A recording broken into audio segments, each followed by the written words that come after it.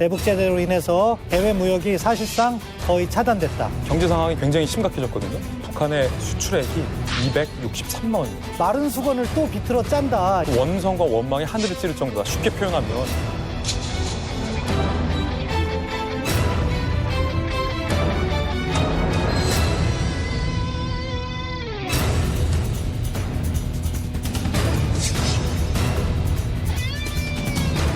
김정은의 마음이 지금 굉장히 다급할 수밖에 없다. 인민들이 들고 일어나서 쿠데타를 하는 것과 체포되고 비참하게 최후를 맞는. 김정은 총비서, 이제 총비서라고 부르더라고요. 네. 총비서.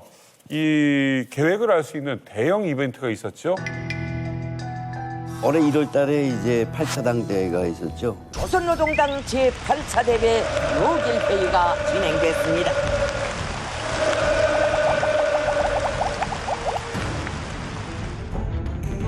당중앙위원회 위원, 후보위원 후보자들에 대한 합리적인 추천 방법이 결정되고 후보자 추천과 선거가 진행됐습니다.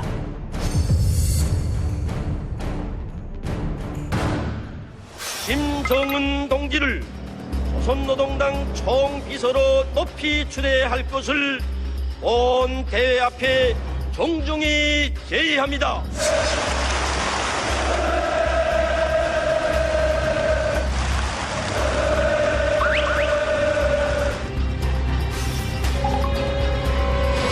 김정은이 총비서가 됐다는 거를 굉장히 강조하는데 호칭 바뀐 게 그렇게 중요합니까? 북한 사람들은 딱 기준은 하나 있어요. 김일성은 영원한 주석이다. 그렇죠. 김정일은 영원한 총비서다. 이거 본인들이 말한 거예요. 김정일이가 김일성을 죽었을 때 영원한 주석 자리는 그냥 놔두는 거다. 그래서 북한 사람들은 주석은 김일성 대원수니까 총비서 김정일 원수니까. 근데 이걸 안 하는 듯이 김정은이가 했죠. 갑자기 당대회 때 쓱 하지 않았습니까? 이 총비서는 그런 의미에서 와, 김정은이가 이제 아버지를 뛰어넘으려고 하는가? 총비서를 이제 김정은을 추대한다는 건 김정일은 영원한 총비서로 이제 가는 거죠.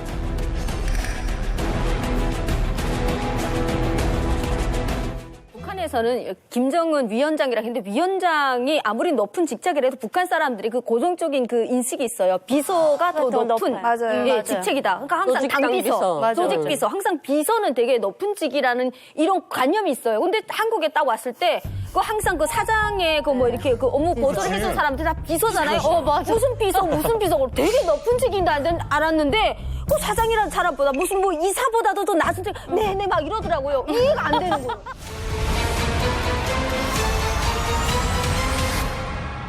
김정은 동지, 최룡해 동지, 리병철 동지, 네, 김덕순 동지.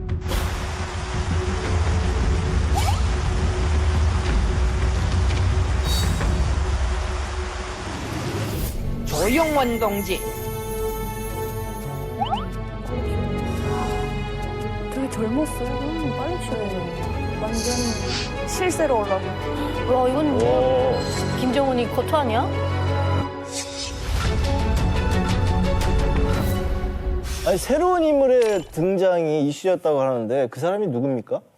그 사람이 조용원이라고요. 방금 전 화면에서 나온 사람인데 사실은 북한을 오래 들여다본 사람들은 조용원이 언젠가는 핵심 실세로 등장할 것이다. 이렇게 예상을 했었죠. 왜냐하면 2012년부터 김정은이 본격적으로 활동을 시작하는데 김정은을 가장 수행을 많이 한 사람이 조용원이었어요. 계속 물밑에서 이렇게 지원을 해오다가 이번에 공식적인 지위를 부여를 했죠. 그 공식적인 지위 부여가 상당히 파격적이었어요. 북한에서 가장 힘센 사람은요. 정치국 상무위원을 시켜요. 네다섯 명밖에 안 되는데 갑자기 정치국 상무위원을 시켰어요. 그리고 북한 노동당에서 가장 중요한 데가 조직국이에요. 그렇죠. 조직부. 조직비서를 시켜요. 그리고 또 북한에서 힘이 가장 센 조직이 어딥니까? 결국 군이잖아요. 당 중앙군사위원회 위원까지 한꺼번에 다 시키니까 많은 사람들이 놀란 거죠. 사실 이런 모습을 볼 때 실질적인 힘과 관련해서는 이제 혹시라도 최룡해를 뛰어넘은 것이 아닐까 이런 추정이 가능해서 2인자설이 제기되고 있습니다. 와. 간부가 되려면 대체로 백두산 줄기라든가 뭐 빨치산 혹은 전쟁 영웅 뭐 이 정도로 가야지 된다고 생각했는데 잘 알려지지 않은 사람이 말씀하신 것처럼 최고의 여직을 다 꿰차버리니까 뭐 북한 주민들도 놀랐겠지만 탈북자는 우리도 엄청 놀랐죠. 그렇죠, 맞아요. 누군데 도대체. 근데 이 사람이 나가자마자 한 일이 엊그제 그 노동신문을 보니까 지난달에 간부들을 막 욕하더라고요.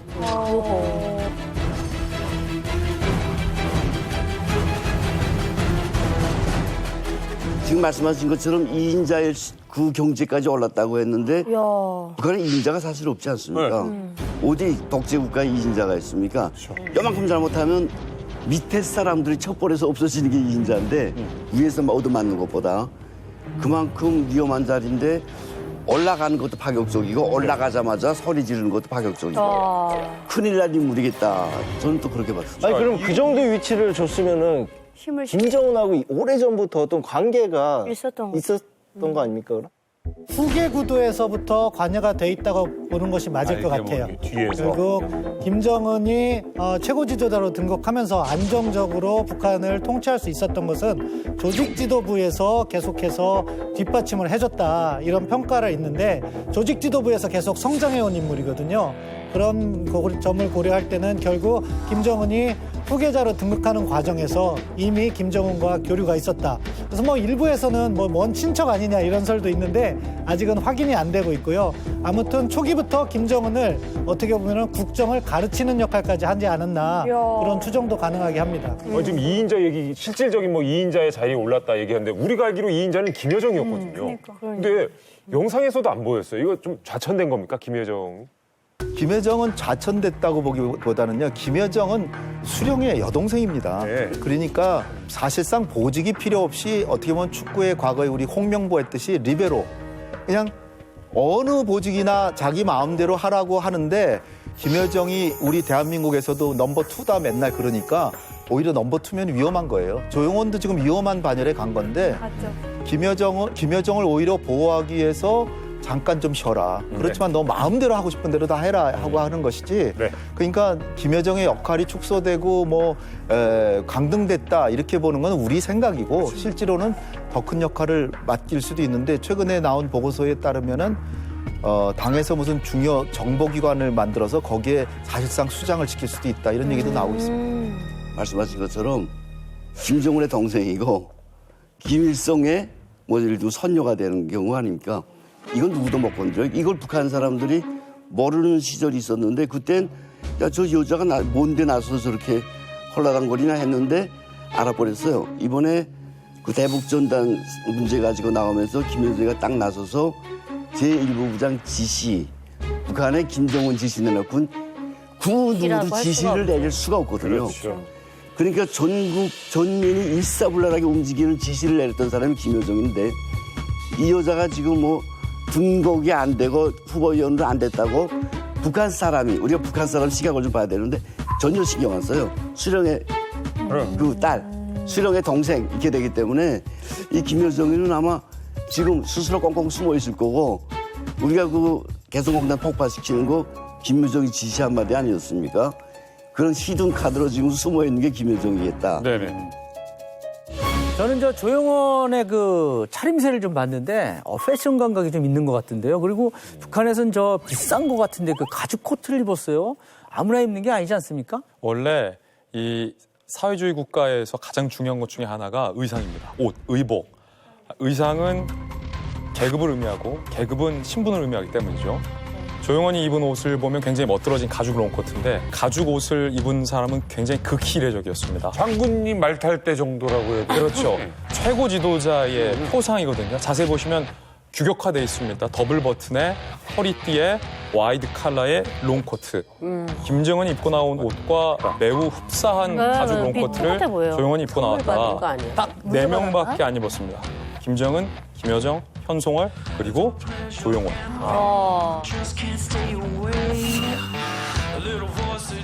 그런데 중요한 건 최고 지도자가 입었던 가죽 코트와 똑같은 것을 제 아무리 높은 당 간부라 하더라도 그걸 입고 나왔다.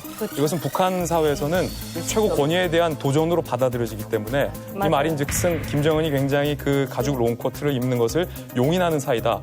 딱 두 가지. 신임을 받고 있다. 김정은의 신복이다. 더 나아가 아마도 김정은이 직접 이 가죽 롱코트를 선물했을 가능성도 상당수 있다. 이렇게 보여집니다.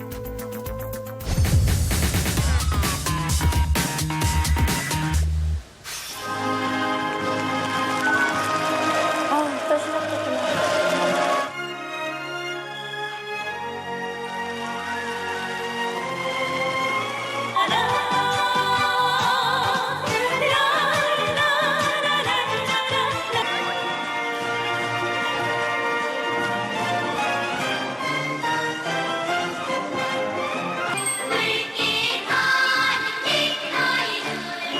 다양해졌어요. 네. 우와. 기념공원에서 저는 좀 두 가지 독특한 것을 봤는데 김일성, 김정일 초상이 사라졌습니다. 오. 오. 오. 오. 7차 당대회 때는 그 당대회 하는 전면에 크게 있었죠. 김정일 초상이 크게 있었는데 자세히 보시면 지금 8차 당대회 때는 당대회 때도 초상이 없고 기념 공연 때도 7차 기념 공연 때는 40초간 이 김일성 일가의 초상이 등장해서 일동이 다 기립을 해서 예를 표현했는데 이번에는 아예 아버지, 할아버지 사진이 등장하지 않았어요. 그 의미는 제가 해석하기를 지금까지는 북한을 향해서 전 세계에서 다 신격화된 비정상 국가다라고 규정을 짓잖아요. 그렇죠. 그런데 김정은이 이제 총비서로 추대하고 우리는 그래도 정상적인 사회주의 국가를 표방한다 라는 의미를 좀 강조한 게 아닐까 싶고 또 두 번째 포인트는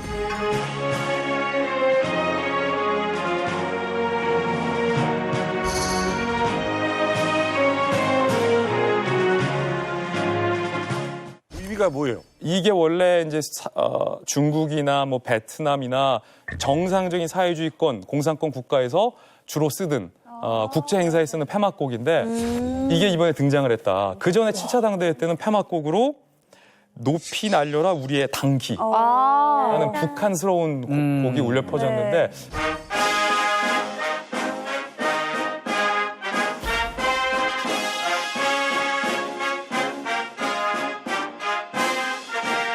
폐막곡도 굉장히 좀 세련되게 바꿨다. 이 두 가지가 아무래도 김정은이 정상 국가를 좀 표방하는 의미에서 이런 공연들도 좀 세련되게 바꾼 게 아닐까.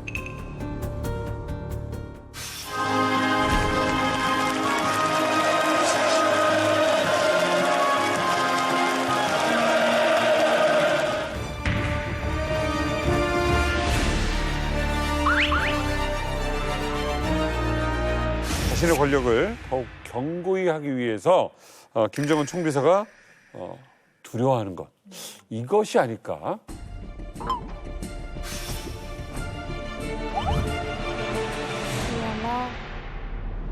국회 개원을 하루 앞둔 지난 월요일 새벽 아웅산 수치 국가고문과 윈민 미얀마 대통령 등 내각 20여 명이 전격 구금됐습니다. 군부는 지난 총선을 문제 삼으며 1년간 비상사태를 선포했습니다.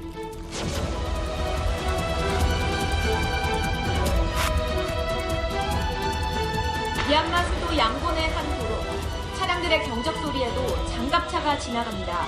군부에 저항하는 시위가 계속되자 지난 1일 쿠데타 이후 처음으로 군 병력이 동원된 겁니다. 경찰의 진압이 거세지며 인절 사태도 발생했습니다. 곳곳에 계엄령이 선포됐지만 시위대는 아랑곳하지 않습니다. ဘာရဲ့ဖြစ်ပေါ်ဒီလိုဖြစ်သွားတာအားလုံးကတော့စိတ်ဝင်စားရတာပေါ့နော်ရှေ့ကျွန်တော်ခုနပြောသလိုပေါ့ 예수가တဲ့ပြည်သူကတော့ပြည်သူပဲဗျ။အောက်ခြေမှာနေရတယ်။ပြီးတော့စာဝတ်နေပြည်လည်းပဲရေးကြည့်တယ်။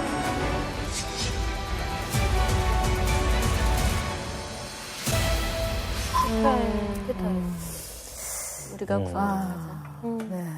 자, 2021 북한의 우선순위 3위. 폐파주의 인민을 열렬히 단속하라고. 얼마나 무서울까 저런 거 보면. 저는 지금 미얀마에서 벌어지고 있는 일이 현대 세계사에서 정말로 가슴 아픈 일이고 민주주의 역사에서 너무나도 치욕스럽고 뼈아픈 대목이다 이렇게 생각합니다. 요즘 세상에. 예, 국제사회가 가만히 둬서 안 된다고 보고 2015년에 아웅산 수치 여사가 이끄는 문민정부가 출범을 합니다. 그전에는 계속해서 군부 독재가 있었고요. 그런데 6년 만에 정확히 그렇죠. 군부 독재가 저는 이 사건은 민주주의를 다시 구금한 사건이다 이렇게 규정하고 싶거든요. 2020년에 미얀마에 총선이 있었습니다. 아웅산 수치 여사가 이끄는 정당이 미얀마 국민들에게 무려 83%가 넘는 지지를 받습니다. 그런데 아웅산 수치 여사 당이 추진했던 게 명목상으로 일선 후퇴에 있었던 군부의 고정된 의석수를 줄이는 법안을 추진하고 있었거든요. 위기감을 느꼈던 군부가 안 되겠다. 아웅산 수치 제껴. 라고 판단을 해서 쿠데타를 일으키고 다시 구금을 시킨 그런 사건이거든요. 근데 김진 기자님, 그 미얀마 쿠데타가 그 북한이랑 그 무슨 관련이 있는 거예요? 우리말에 유유상종 끼리끼리 이런 말이 있거든요. 원래 독재 국가들, 그다음에 군부 독재 국가들은 서로 친한 법입니다. 실제로 2016년에 제가 조사해 보니까 북한이 미얀마 군부에 몰래 무기 밀매를 했다라는 의혹도 전 세계에 제기된 바 있습니다. 북한이 해외로 무기 수출을 금하고 있는 유엔 결의를 지키지 않고 미얀마 군사 정권에 다연발 로켓포를 수출했다고 일본의 NHK가 보도했습니다. 미얀마와 국교를 재개한 것을 계기로 다연발 로켓포 수출을 본격적으로 개시했다고 보도했습니다. 그리고 아예 북한의 요원들이 미얀마 군부에 파견이 됐었다라는 설도 강하게 제기되고 있는 터였거든요.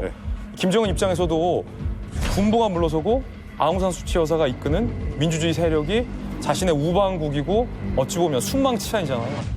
미얀마가 없어지면 잇몸이 시린 거예요. 그냥 그대로 민주화가 되는 꼴을 김정은 입장에서는 보기 싫었을 수도 있죠. 군부 쿠데타가 일어났을 때 아마 전 세계에서 가장 우스운 사람이 누굴까? 저는 단언컨대 김정은이에요. 이렇게 추측을 합니다. 과연 이 김정은은 쿠데타라는 걸 두려워할까? 북한에서 사실 그 군부의 쿠데타는 김정은으로서는 별로 걱정 안 할 겁니다. 왜냐하면 북한 군의 시스템을 가만히 들여다보면 우리처럼 행정 조직만 있는 게 아니라 군 대대장이 있다면 대대 보지도원이 있고 대대 정치지도원이 있고 이렇게 있단 말입니다. 그러니까 이 세 개가 모여서 당위원회를 소집하고 그게 결정된 사안을 명령으로 하더라 할 수 있어요. 요즘 대대장 혼자서 덜경 앞으로 못하거든요. 연대장 혼자서 앞으로 못하고 그렇죠. 연대 당위원회에서 털어이 결정된 문제만 명령에 집행이 되기 때문에 김정은으로서는 군부대는 별 걱정 안 할 겁니다. 그리고 앞으로는 몰라도 진짜 김정은이가 걱정한다면 내가 만약 김정은이라면 야 저거 데모가 더 무섭네. 군대를 저도 관심 있게 봤는데 처음에는 양곤에서 내미 두드리더라고요. 야 저 정도 가지고 군부 쿠데타 저거 어떻게 할 수 있을까?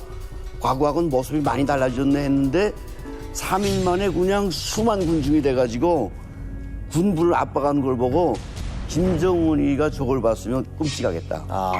백성들이 저렇게 들고 일어나는 건 북한도 어쩔 수가 없을 거예요, 지금 상황에서. 그러면 김정은으로서는 좋은 뉴스를 절대 못 보여줘야 되겠다. 안 보여줘야 되겠다. 맞아요. 못 보죠. 북한 사람들이 지금 전혀 못 보고 있어요. 국민들의 시위가 무섭다는 거죠. 모르죠. 안 보여주죠, 절대. 데모 같은 거 못 하지 않을까요, 북한은? 북한은 데모하기가 상당히 어렵죠. 어렵죠. 철저하게 핵심 계층과 반대 계층을 분리시켜놔서 사실은 데모를 할 수 있으면 사람이 모여야 되잖아요. 모이는 장소에 사는 사람들은 주로 체제에 충성하는 사람들이 살기 때문에 데모하기가 어려운 측면도 있고요. 그렇기 때문에 뭐 소요가 일어나서 북한 정권이 뒤집어진다. 이거를 단기적으로 기대하기는 매우 어려울 것 같고요. 심지어는 90년대 수백만이 굶어 죽는 상황에 이르는 상황에서도 데모는 하지 못했잖아요. 그런 것이 북한의 현실이라고 보고요. 그렇지만 김정은이 주민들의 동요는 두려워하는 것 같아요. 김정은이 자기 아버지나 할아버지가 하지 않았던 일을 하는 게 있어요. 그게 뭐냐? 주민들에게 사과를 해요. 맞아요. 진정 우리 인민들에게 터놓고 싶은 마음속 고백, 마음속 진정은 고맙습니다 이 한마디뿐입니다. 너무도 미안하고 이 영광의 밤에 그들 모두와 함께 있지 못한 것이 마음이 아픕니다. 김정은 체제 들어서 초반 한 5, 6년은 잘 나갔어요. 2012년부터 16년까지는 경제가 계속 성장을 했거든요. 그런데 17년부터 제재가 본격화되니까 경제가 어려워졌거든요. 그때부터 김정은이 사과를 하기 시작해요. 미안하다. 그런데 북한은 전통적으로 수령, 무, 오류론. 수령은 실수가 없다는 게 원칙인데 그거를 바꿨어요. 그런 부분은 김정은도 주민들의 동요를 두려워한다. 그렇게 생각합니다. 자, 김정은 총비서. 요즘 그 고위급 간부들과 김정은 총비서 간에 약간의 균열이 있다고 하는데요. 그래서 생긴 별명이 있다고 합니다.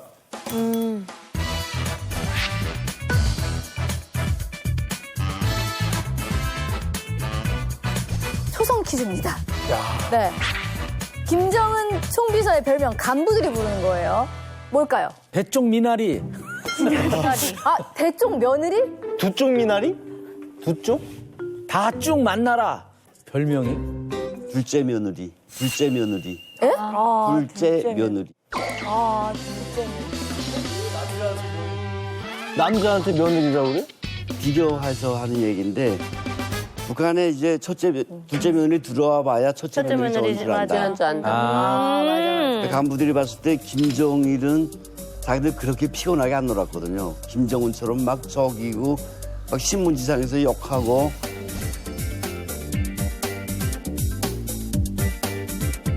사실 김정일이 때 좀 힘들었는데 김정은이 한 거 보니까 둘째 며느리도 더 북에서 쓰는 속담이거든요. 김정은이 한 걸 보니까 김정은이가 오히려 괜찮더라. 북에서도 들어봤어요? 엄청 많이 들어봤고 김정은 집권 초기에 간부들이 엄청 많이 처형이 됐어요. 그래가지고 오죽하면 간부들 사이에 뭔가 실수를 했을 때 농담으로 강건에 가지 않으려면 조심하라고. 강건군관학교에서 계속 청사를 했거든요. 그러니까 강건 가지 않겠으면 조심하라고. 이 강건 공관학교 사격장은 북한 고위층의 무덤이라 불리는 장소. 김정은의 고모부인 장성택과 전 인민무력부장인 현영철도 여기서 총살됐습니다. 그래가지고 그때 간부들 사이에서 나온 속담이 이렇게 둘째 며느리 맞아봐야 첫째 며느리 좋은 줄 안다. 이런 속담이 많이 오고 갔어요. 특히나 이제 쪼아대고 있다고 그래요. 우리 군대 있을 때 조인트 깐다라는 말 하잖아요. 딱 지금 김정은이 간부들 조인트를 까고 있다. 지금 경제 상황이 굉장히 심각해졌거든요. 더욱이 이제 코로나까지 겹치면서 민생고가 뭐 그 원성과 원망이 하늘을 찌를 정도다. 쉽게 표현하면 먹고 사는 게 해결이 돼야죠. 그게 안 되고 쌀밥에 고깃국 약속 못 지킨 지가 지금 벌써 몇 년입니까? 몇 대를 걸쳐서 쌀밥에 근데 김정은도 뻔히 알거든요. 내가 못 지키리라는 건 알거든요. 그래서 그때 눈물 흘리고 사과하고 이 쇼를 연출을 한 거예요.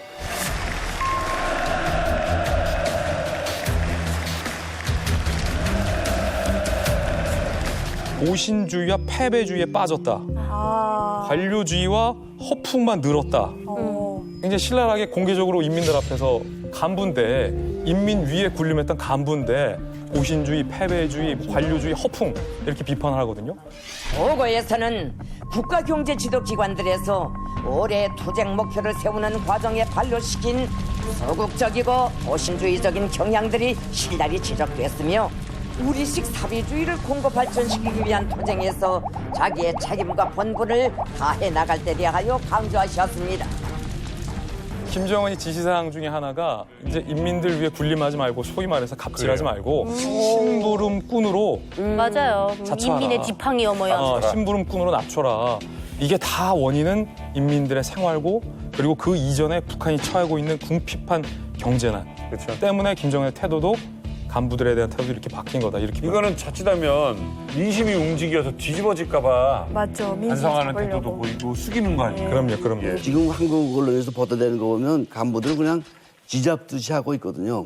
얼마 전에 끝난 그 전원회의를 보니까 여러 문구가 있더라고요.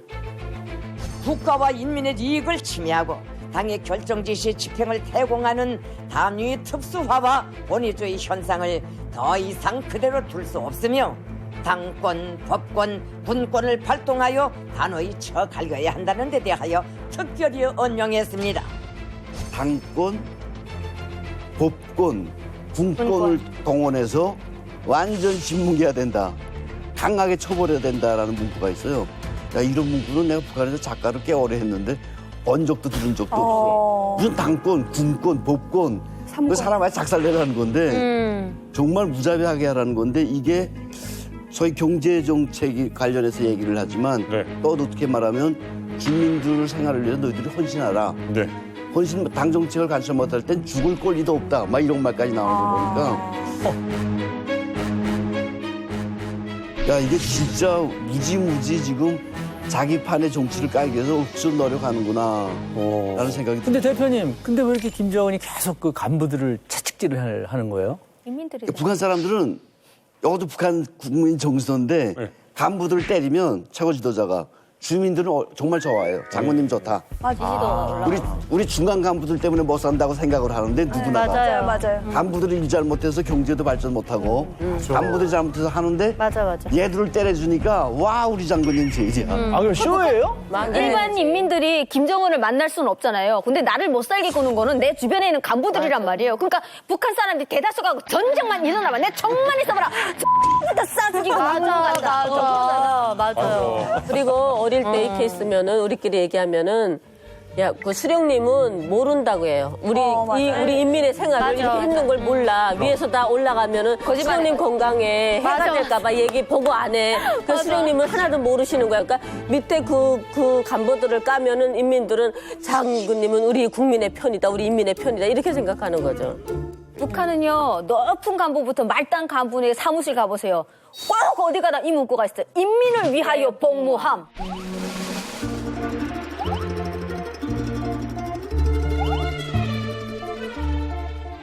근데 걔네들이 안 한다고요. 뇌물을 줘야만이 사람들을 괴롭히니까 그 사람들이 김정은이 이번에 비판한 것으로 바뀌었잖아요. 바뀌면 이미 우리는 남북 통일이 되어 있을 거예요. 그만큼 바꾸기 어려워요. 어쨌든 뭐 김정은 총비서가 지금 이렇게 뭔가를 자꾸 시도하는 게 바로 경제 위기 때문 아니겠습니까? 자, 이 상황에서 과연 북한의 내부 경제 상황이 어떤지 이 북한 내부 사정에 정통한 북한 외교관 출신의 증언이 있었습니다. 유현우 전 쿠웨이트 주재 북한 대사 대리가 탈북 이후 처음으로 미국 CNN 방송을 통해 입을 열었습니다. 제가 말했습니다. 자유를 찾아서 아버지와 어머니와 함께 가자 하고 말하니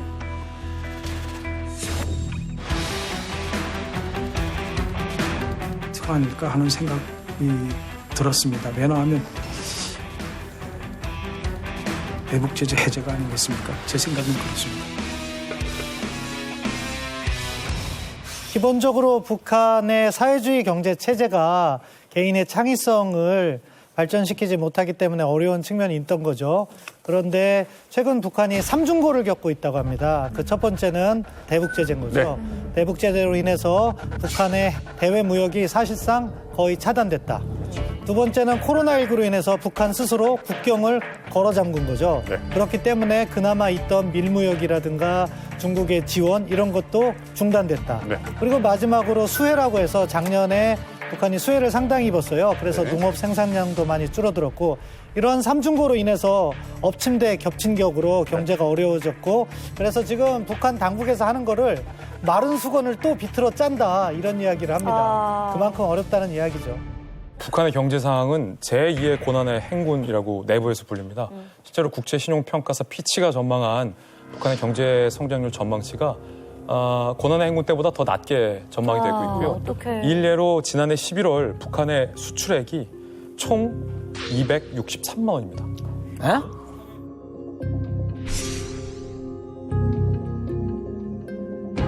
$3만 아니라 263만 원. 우리 돈으로 한 사람. 예. 1년에요? 11월 한 달. 한 달. 작년 한 달 수출액 이게 말이 됩니까? 수출액이? 수출액 나라의 수출액이요? 왜 그러지? 그만큼 어렵다라는 거고요. 대북 제재 때문에 수출길이 전부 막혔다. 그만큼 꽁꽁 국제사회가 대북 제재를 하고 있다는 거고 그러다 보니까 김정은이 입장에서도 뭘 할래야 할 수가 없고 더 다급해지고 제정신이 아닌 것 같아요. 예컨대 이런 일이 있었어요.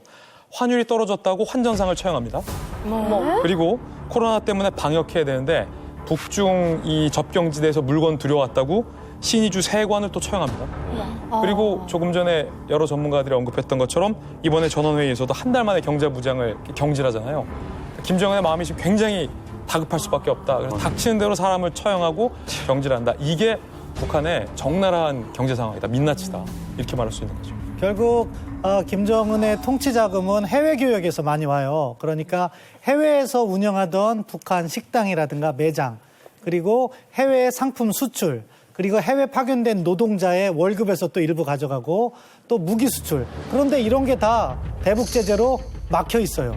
그러다 보니까 통치 자금도 말라 비틀어지는 그런 상황이 온다. 263만 원 수출도 지금 국경을 봉쇄했기 때문에 사실상 교역을 못하기 때문에 아주 이례적으로 잡힌 것이다. 따라서 이러한 상황이 조금 더 길게 가면 북한 체제도 상당히 위험해질 수 있는 거죠. 2021년 이 주민들이 살기보다는 일단 통치자금 마련부터 해야 본인 살 길이 더 궁한 것 같습니다. 지금 김정은 총비서의 우선순위 2위는요?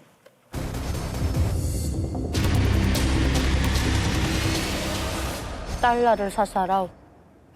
김정은은 그러면 대북 제재라는 그 심각한 상황에 어떻게 통치 자금을 모았을까요? 그러니까 이거 뭐 금도 못 해, 뭐도 없어. 그러니까요. 통치 자금은 본래 그 김정일이 아들한테 일단은 물려준 게 있고요. 근데 지금 많이 이제 쓴 거죠.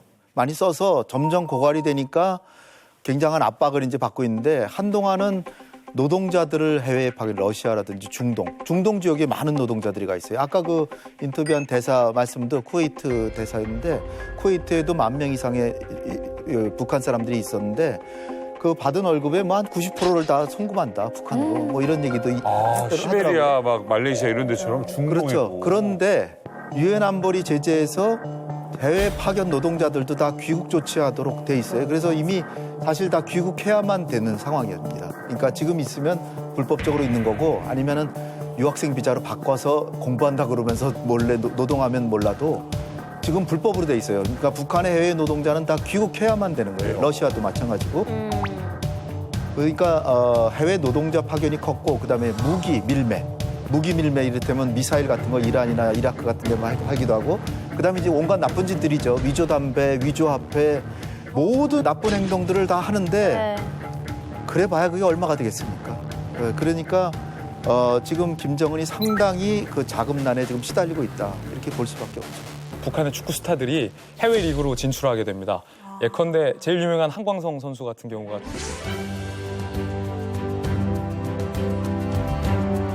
최근까지 이탈리아 리그에서 뛰다가 카타르 리그로 이제 이적을 했는데 이적하면서 계약한 금액이 5년 동안 총 59억. 어마어마한 돈이죠. 특히 2월에서 4월까지 한 선수가 받은 게 제가 조사해 보니까 3억 7천만 원. 근데 한광성이 한 달에 생활하는 생활비 200만 원 빼고 나머지는 모두 다 북한에 착취네. 이 외화벌이 최고의 외화벌이 수단이 셈인 거죠. 결국 통치 자금으로 쓰이게 되는데 한광성뿐만 아니라 모든 해외 빅리거 북한 선수들이 다 팀에서 퇴출당했습니다. 본국으로 송환이 됐는데 이게 단순히 야 북한이 이렇게 외화벌이 꼼수를 한다는 측면도 있는데 저는 다른 면을 좀 봤어요. 북한에서 태어났다는 이유만으로 이 한광성을 포함한 많은 빅리거 선수들은 타고난 축구의 탤런트가 있고 이 한광성이랑 이 축구 스타들이 대한민국에서 딱 그 조금만 밑에서 태어났으면 지금 자기의 꿈도 이루고 돈도 많이 벌면서 할 텐데 사실은 이게 현대판 노예 생활과 다름없는 거죠. 그렇기 때문에 이 북한이 특히 한 사람의 꿈과 인생을 짓밟는 행동을 하는 것에 대해서는 저는 좀 강력하게 좀 규탄을 해야 한다. 뭐 누구도 규탄 안 하면 이 자리에서 제가 규탄합니다. 김지인 기자님, 내가 오늘부터 팬이에요. 진짜. 아니 북한의 다른 해외 노동자분들도 다 비슷한 처우를 받아요. 저희는 우리는 몸값 200만 원이라고 하면 되게 2,000불이거든요. 2,000달러인데 2,000달러면 저희 거의 12달 월급이 2,000달러 정도. 그러니까 한 달에 150유로를 받았습니다. 140달러. 그러니까 하나로 얼마 정도 돼요? 15만 원. 한 달에. 한 달 월급이? 한 달 월급이 15만 원 받았는데 그 15만 원 받고 하루에 16시간을 진짜 하이힐 신고 뛰어다녔어요. 그 나머지 돈은 다 북한으로 송금되는 거고. 근데 저는 궁금한 게 뭐 축구 선수야 사람이니까 뭐 그렇다 치는데 속눈썹 같은 경우는 그 대북 제재에 안 걸리나요? 원래 북한의 이제 인공모나 아니면은 수가공품은 대북 제재에서 제외 대상입니다. 왜냐하면 그 단가도 얼마 되지 않고 인민들이 이제 부업처럼 수작업으로 하는 거기 때문에 이 속눈썹 같은 것도 인공모에 속하기 때문에 대북 제재 대상에서 배제되는데 근데 미국에서는 이 속눈썹도 대북 제재 대상이에요. 그래서 미국의 화장품 기업 엘프라고 있습니다. 굉장히 유명한데 그 엘프에서 중국산 속눈썹을 대거 들여옵니다. 그랬는데 당연히 중국산 속눈썹인 줄 알고 안심하고 수입했는데 미국 정부에서 벌금을 $100만 맞은 거예요. 미국의 중저가 화장품 업체인 ELF는 이 속눈썹 세트를 2012년 4월부터 2017년 1월까지 4년여에 걸쳐 중국으로부터 수입했습니다. 그런데 알고 보니 인조 속눈썹의 원재료는 북한산이었습니다. 미 재무부 해외자산통제국 OFAC는 ELF가 북한 제재 단속 조치 경보를 위반했다며 약 11억 원 정도의 벌금을 부과했습니다. 엘프 입장에서는 억울하죠. 아니 나는 중국 속눈썹인 줄 알고 수입을 했다. 그리고 분석해 보니까 여러 재료들이 있다. 북한 게 아니다라고 항변했지만 이 대북 제재라는 건 이런 거거든요. 이래서 봐주고 저래서 봐주면 이래서 핑계대고 저래서 핑계대고 북한이 이래저래 수출할 수 있으니까 $100만 딱 벌금 때려버린 거죠. 아무튼 대북 제재 코로나까지 외화벌이 통로가 다 막힌 상황입니다. 자, 그 와중에 김정은 총비서가 통치 자금을 끌어모을 새로운 꼼수가 또 등장을 했습니다. 뭡니까, 김준 기자님? 최정의 해킹 부대들을 동원한 해킹입니다. 그래요. 해킹 이게 보이스피싱 수준은 아닐 것 같고 도대체 해커들이 어떻게 외화를 벌어온다는 겁니까? 수법은 굉장히 간단합니다. 특히 요즘 주식들 많이 하시잖아요. 네. 요분들 조심하셔야 됩니다. 일례로 국내에 19만 명 정도 회원을 보유하고 있는 주식정보회사가 북한에 의해서 해킹을 당했습니다. 북한이 해커들이 쓰는 수법은 의외로 간단합니다. 주식 투자를 위한 이메일이나 아니면 투자 정보 같은 것에 악성 코드를 심어 놓습니다.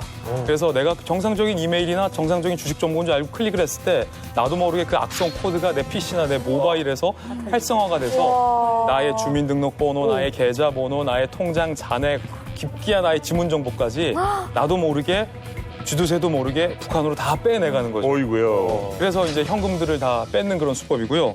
특히 국내의 비트코인 거래소 4곳도 해킹 피해를 입은 적이 있습니다. 이곳 중에 한 곳은 아예 파산을 한 곳도 있습니다. 지난 4월부터 4차례에 걸쳐 벌어진 국내 가상화폐 거래소 해킹 사건이 모두 북한 소행으로 드러났습니다. 지난 6월 국내 최대 가상화폐 거래소 빗썸 이용자 3만 6천여 명의 개인정보 유출 직후 해킹 절도 사건도 잇따랐습니다. 그런데 이 사건 배후가 북한으로 밝혀졌습니다. 국가정보원 관계자는 올해 4차례의 가상화폐 거래소 해킹이 모두 북한 소행이라는 증거를 확보해 검찰에 넘겼다고 밝혔습니다. 아니, 북한이 그렇게 해킹을 해가지고 도대체 돈은 얼마나 버는 거예요? 유엔에서 북한이 한 해에 해킹으로 벌어들이는 수입을 한번 추정한 적이 있습니다. 얼마나 20억 달러 무려. 20억 달러. 잠깐만, 20억 달러면 2조요? 예, 그래서 미국이 가만히 수출은 200만 원 하고? 그러니까. 그래서 미국이 사실은 북한 해커를 갖다가 FBI, 연방수사국이라고 하죠. 기소를 했어요. 박진혁이라고 하는데 북한이 후원하고 있는 라자루스라는 해커 조직이 있고 박진혁도 조선엑스포라는 그러니까 해외 기업처럼 활동을 하는 거예요. 정상적으로. 무역업체. 좋은 친구. 예, 34라고 하고요. 그게. 그런데 아무튼 소니 해킹, 2014년에 소니 픽처스 해킹에도 관련돼 있고. 영화 만들었던. 예, 그렇죠. 네. 김정일과 관련된 영화를 만들었다고 해서 해킹을 한 거죠. 예. 그리고 또 방글라데시 중앙은행을 갖다가 해킹해가지고 방글라데시도 가난한 나라인데 8,100만 달러를 갖다가 해킹했다고 그런 사례도 있고요. 또 간도 크게 로키드 마틴도 해킹을 시도했다고 합니다. 미국의 방산업체. 마틴이요? 우와. 수배 전단의 이 3명, 이 미국 법무부가 총 대신 키보드를 든 강도라며 기소한 북한 해커들입니다.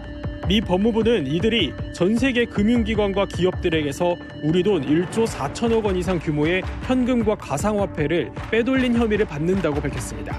미국은 구체적 신상까지 담긴 수배 전단을 공개하며 북한의 사이버 범죄 대응 의지를 보여줬습니다. 지금 이 시간에도 시도할 수 있죠? 당연하죠. 무섭다. 당연하죠. 끊임없이 할 겁니다. 끊임없이 하는 것 같아요. 유일한 통치 자금 외화벌이 수단이에요. 한 건이 아니라 동시다발로 계속 끊임없이 할 거 아닙니까? 제가 그 저 전광판이라고 해야 되나요? 그 뭐예요? 그 현황판을 봤어요.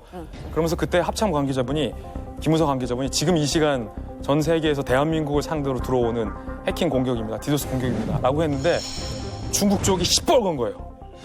다 중국 쪽에서 대한민국으로 쫙 이게 마치 방사포 날라오듯이 미사일 날라오듯이 해킹 공격이 중국 쪽에서 쫙 별지 날아오는 거죠. 80~90%가 다 북한 했거든요. 그만큼 무섭다. 자, 이렇게 엘리트들까지 나서면서 외화벌이 하고 있는데도 핵을 포기하지 못하는 김정은. 그 속내는 뭘까요?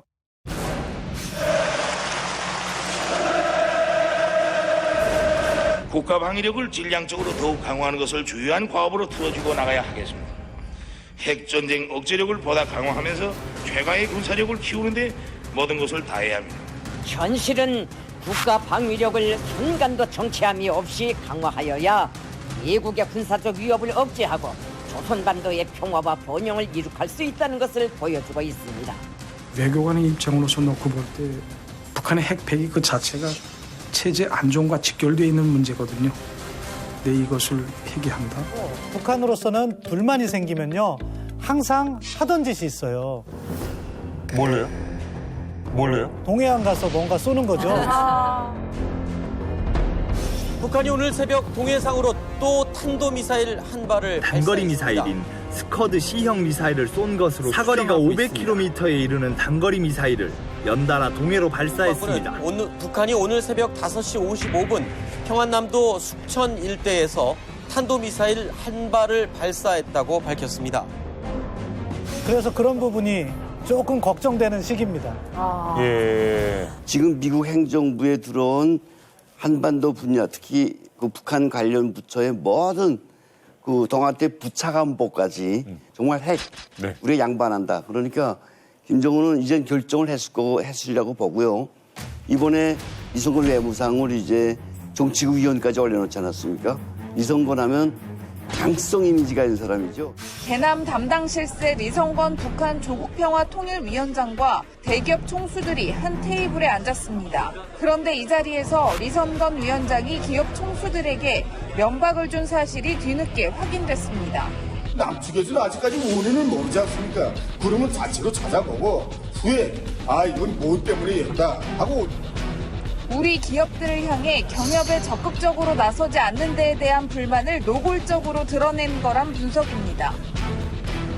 이런 인물을 올려놨다는 거는 정말 미국하고 한판 뜨겠다. 이런 마음이 비춰진 게 아닐까 싶습니다. 근데 아까 영상 보니까 핵 전쟁 억제력을 강화하겠다. 그러면 핵 전쟁 억제를 강화한다는 것은 비핵화를 한다는 뜻이 아닌가요? 핵 억지 이론 자체가 먼저 핵을 맞았을 때 그거를 하늘에서 막지 못하는 이상 어마어마한 북한에서 남한에 핵이 떨어지면 100만 명이 죽으니까 그런 상황에서 우리가 보복을 할 때 100만 명을 살해하지 못하면 억지력이 안 생기는 거잖아요. 그러니까 북한의 입장에서는 수천 개의 핵을 가진 미국에 대해서 핵 억지력을 갖겠다고 하는 거는 핵을 개발할 수밖에 없다는 얘기를 저렇게 강하게 하고 있는 거예요. 사실 북한이 지금 핵 능력, 핵무기를 강조하는 것은 또 다른 측면으로 그만큼 어렵기 때문에 그런 거예요. 네. 북한 김정은 위원장이 처음에 등극해서 한 4, 5년간은 경제가 좋았다고 합니다. 그러게 먹고는 산다고. 예. 그런데 최근 들어서 어려워지니까 유일한 성과가 결국에는 핵무기밖에 남은 게 없는 거죠. 그러다 보니까 그거를 갖다가 보여주고 강조하고 전시하는 거죠. 그런 측면을 강조하고 있는데 이번에 당대에서는요. 핵이라는 단어가 36번 나왔고요. 핵무력이 11번. 그러니까 핵을 포기할 가능성은 현실적으로 거의 없다 이렇게 봐야겠죠. 저희가 아주 귀한 자료를 하나 여러분께 공개를 해드리겠습니다. 북한의 군 간부들이 모여서 미국의 깃담화를 하고 있는 것입니다. 미국 놈들과의 관계 문제에 대해서만 한두 가지 말씀드리자고 합니다. 그것도 핵과 연결된 자료만 말씀드리겠습니다. 이게 1차 핵 대결에 있었던 일이란 말입니다. 첫째로 우리가 핵 문제가 다 해결된 다음에 당신네 우리에 대한 인도주의적 지원을 하겠는가 안 하겠는가 대답하라. KL리는 아무 생각 없이 그건 안 된다. 좋다. 너희 태도 할만하다. 너희 태도 변화없는 한 나는 돌아가서 우리 핵보따리를 든든히 써야 되겠다고 결심했다. KL리 선생이 어제 저녁에 얼마나 놀랐으면 병원에까지 실려갔겠는가. 뭐 이따 수작을 했단 말이야. 놀라서 병원 실려간 거예요? 그래 우리 무슨 무사히 배심 든든하게 한국이나 너희만 가질 수 있는가? 우리도 가질 권한 있다. 가라. 그보다 더 유력한 무기도 우린 가질 권한 있다. 가라. 이렇게 하고 조사 보냈던 것 4월 9일 유엔 안전보장이사회 했어. 우리는 주되는 적 미국 놈만 고립시키면 된단 말입니다. 그래 우리가 미국과 한 개 나라가 이렇게 표현해놨더니 그때 영국 사람들이 우리 보고 뭐이라고 한 줄 압니까? 자기네 이름을 안 찍어줬다고. 이거 정말 고맙습니다. 미안합니다. 이랬단 말입니다. 원래 부시는 우리하고 마주 앉지부터 않겠다고 하던 놈입니다. 회담이라는 건 안 하겠다고 하던 놈이란 말입니다. 그런데 우리 주변 나라들로부터 고립당해, 유엔에서 고립당해, 어디가 해볼 데 있습니까? 자, 이걸 들었는데 지금 이게 어떤 목소리를 우리가 들은 거죠? 아마 내부 교육을 하는 것 같은데요. 아마 2002년 핵위기 당시에 켈리 미국 국무부 동아태 차관보가 북한을 가서 대화를 합니다. 켈리 특사를 비롯한 미 교수단 일행 8명은 특별 구명기선으로 사육 경로를 거쳐 오늘 오후 평양에 도착했습니다. 켈리 특사 등 미 교수단은 오늘부터 시작된 북측과의 협의를 통해 핵 사찰 전면 수용과 미사일 개발 중단, 재래식 전력 감축, 그리고 북한의 인권 개선 문제 등에 대한 미국의 공식 입장을 전달할 방침입니다. 그런데 너희들 뭐 핵 개발하고 있지 않냐 이렇게 얘기했을 때 북한에서 그것을 있다고 수용을 해요. 지금 이야기한 우리가 그보다 더한 것도 가질 수 있다. 그러니까 그걸 가지고 가서 제재를 시도했는데 제재는 성공하지 못했죠. 그것을 갖다가 자신들의 외교적 승리다 하면서 정훈 교육을 하는 게 아닐까 싶습니다. 네. 이게 지금 상황이 북한의 박사들, 군인들이 아니고 이 핵 분야, 관계 분야에 이런 사람들 앞에서 한 건데 핵심은 저겁니다. 핵 몇 개 가졌다고 미국을 이기겠습니까? 뭐. 하지만 이런 식으로 미국을 괴롭히다 보면 미국은 우리한테 지원해 줄 수밖에 없다. 이런 식으로 아마 북한은 미국과 협상용 카드로 핵을 지금도 틀어지고 있지 않을까 생각합니다. 자, 저희가 사실은요, 핵 얘기하면 뭔가 좀 재미없거나 무섭고 그냥 겁만 주거나 이런 것 같지 않으세요? 그래서 저희 이만갑은 최고의 또 핵 관련 일타 교수님을 이만큼에서만 또 뵙죠. 네. 자, 어렵고 이해하기 어려웠던 이 핵 얘기 오늘 이만갑에서 또 쉽게 이렇게 풀어주실 대한민국 최고의 핵 전문가를 모셨습니다. 서울대학교 원자핵공학과 서균열 교수님 모셨습니다. 안녕하세요. 돌도 가지고 돌 있어요. 근데 너무 국가 맞아, 이거. 자산이 돼가지고 이거 맞아. 싸가지고 이거 그게 뭡니까? 이게 이제 충청북도 갔다가 이제 그 채광을 하는 분 옆에서 조금 구호를 해가지고 그리고 우리나라예요? 맞아요. 사실은 우리나라에서도 안 약간 우리나라 국가 기밀이긴 한데 우리나라 맞아요. 근데 북한은 이게 굉장히 많아요. 여기 다니면 건강에 안 좋지 않아요? 나쁜 것 같지는 않고요. 오래 갖고 있었더니 이렇게 머리가 팥뿌리가 되긴 해요. 근데 그 외에 딱히 나쁜 건 없어요. 방사능 피폭 안 되냐고요? 안 되죠.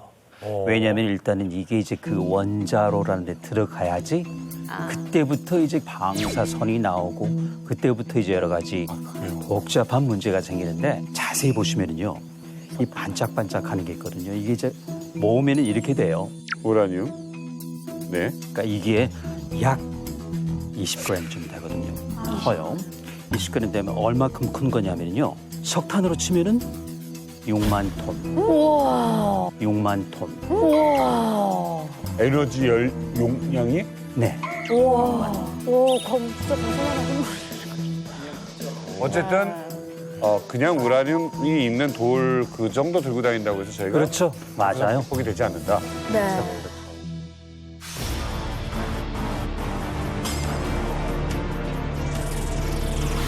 엄청 화려하게 했었잖아요.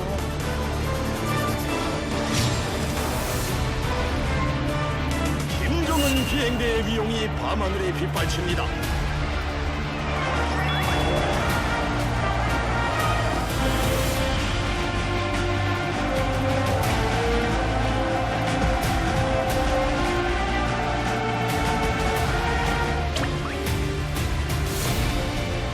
핵 장거리 타격 능력을 제고하는 데서 중요한 우위를 가지는 핵 잠수함과 수중 발사 핵 전략 무기를 보유할 때 대한 과업이 상정되었습니다.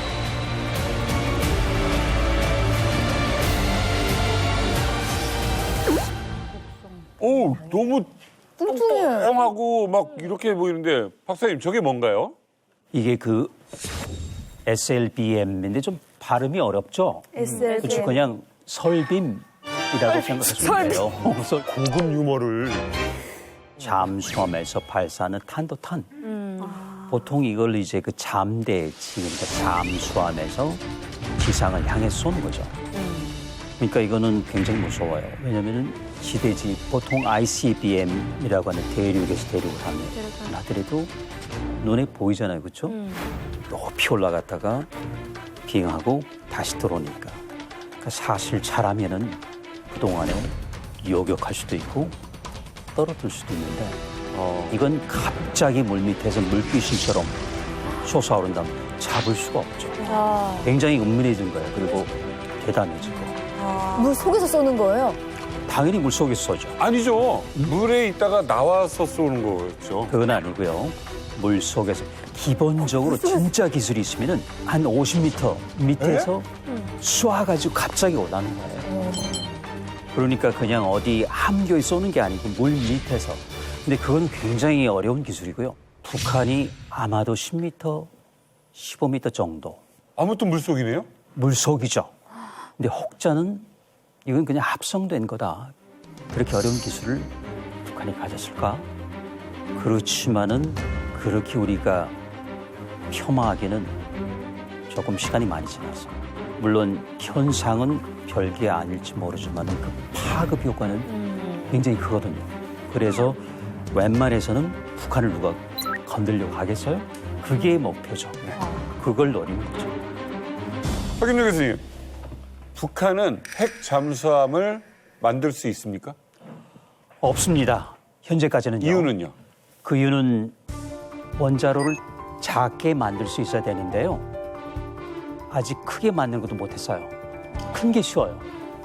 작은 건 정말 어렵습니다.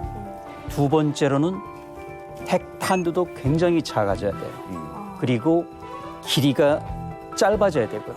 그거 국성 1호에서 5호 봤을 때 아직 길이 멀었어요. 그리고 좋습니다. 마지막에 전자 항법 기술인데요. 다탄두가 각각 세 방향 가는 네 방향 여러. 그러려면 아주 정교한 전자 항법 기술이 필요한데 그거 역시 없다고 보입니다. 그렇지만은 갖고 있다는 게 무서운 거죠. 누가 건들겠습니까? 그렇죠. 그런 점에서는 벌써 소기의 효과를 달성한 겁니다.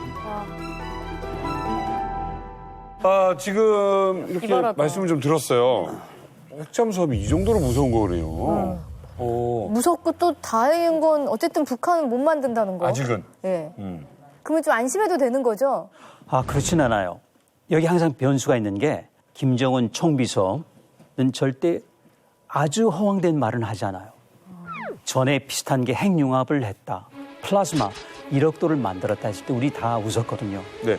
근데 맞아. 6차 실험에 했잖아요. 다 안 된다고 그랬어요. 수석한 시험의 완전 성공으로 민족사적 대경사 특대 사변을 안아온 핵과학자 기술자들을 위한 축하위원회가 성대히 진행됐습니다.